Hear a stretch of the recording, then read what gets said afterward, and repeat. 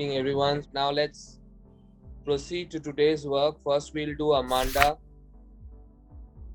Don't bite your nails, Amanda. Don't hunch your shoulders. All videos must be on. Don't hunch your shoulders, Amanda. Stop that slouching and sit up straight, Amanda. This might sound very much like your parents. Okay, so the parents will always tell you uh, what to do and what not to do. Some people might look at this as criticism, but others might look at this as a parent's duty to tell you now so that later on you do not face problems, because there comes a point in your life when all of this does matter. However, one cannot fault the teenagers as well, because the teenagers are going through a lot. They are going through adolescence, at which point in time a whole cocktail of hormones is running through your entire body, which makes you lethargic and makes you think a certain way. So neither the parents nor the adolescents are at fault. It's just how things are. So what is the grown-up telling Amanda? Don't bite your nails. Don't hunch your shoulders. Hunch your shoulders, it means to have a a slight slouch. Stop that slouching. Slouching obviously is bending your body. Okay, it's not keeping your backbone straight. So coupled with that, sit up straight, Amanda. Now the bracketed portion is what is going on in Amanda's head. She can't say it, but it is going on in her head.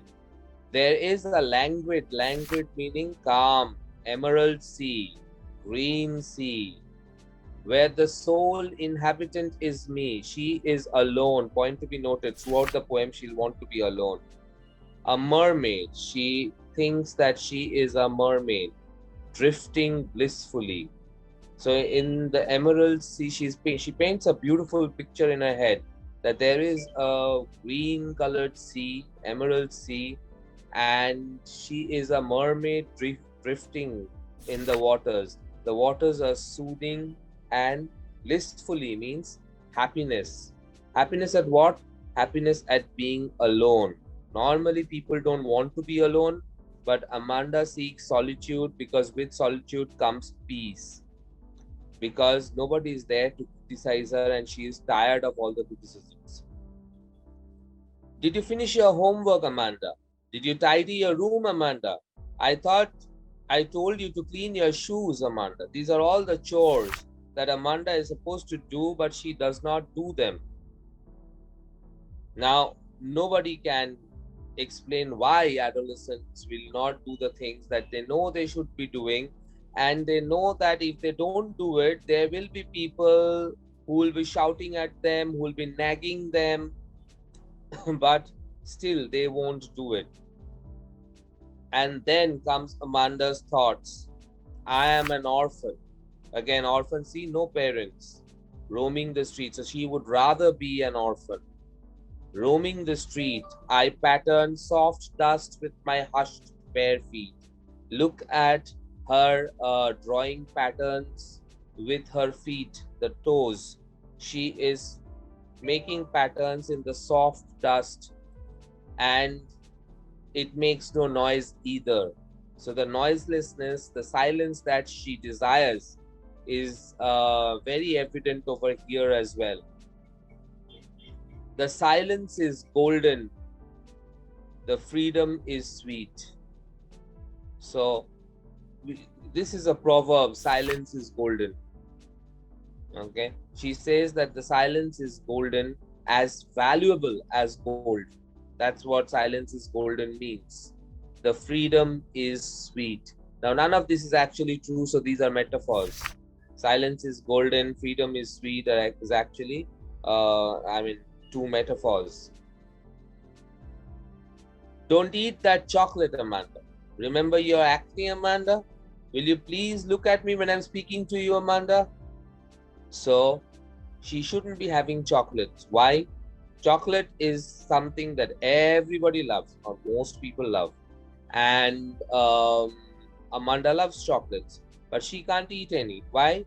because she is an adolescent, and in adolescence people get pimples and acne on their faces.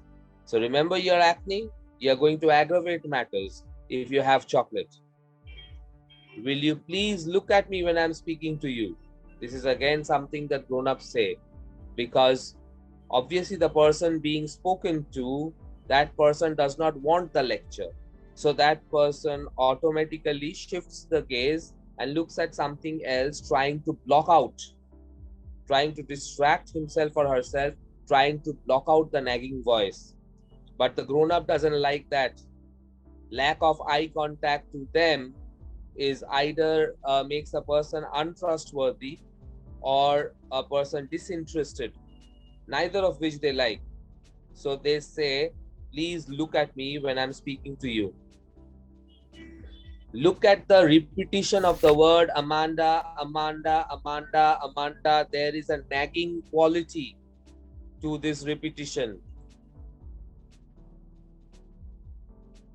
And then Amanda is thinking, I am Rapunzel. This is called,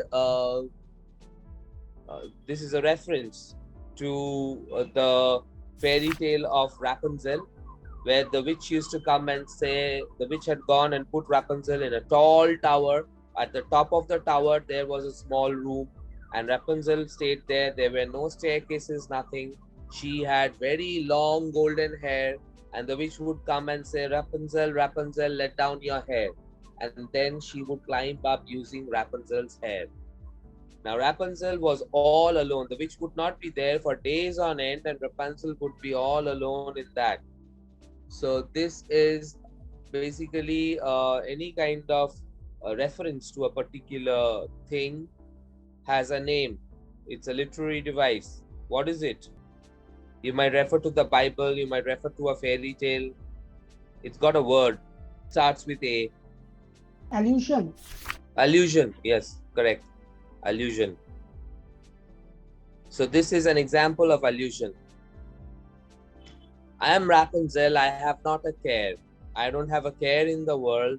Life in a tower is tranquil and rare. She prefers that life. Rapunzel was a prisoner, but she prefers being a prisoner. It is tranquil, it is calm, and it is rare. Just like silence is golden, gold is valuable because it is rare.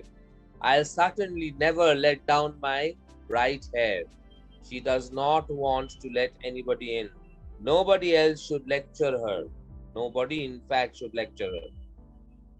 And then again, it goes on. Stop that sulking at once. So they hear you get alliteration. Stop that sulking at once, Amanda. You're always so moody, Amanda. Adolescents are always moody. One moment they are happy, another moment they are depressed. They are always moody. They get angry very quickly. So stop that sulking. You're always so moody. Anyone would think I nagged at you, Amanda. The last line is irony. Okay, why is it irony? Because the person says that he or she does not nag, but he or she is nagging all the time. So it's irony. Anyone would think that I nagged at you, Amanda.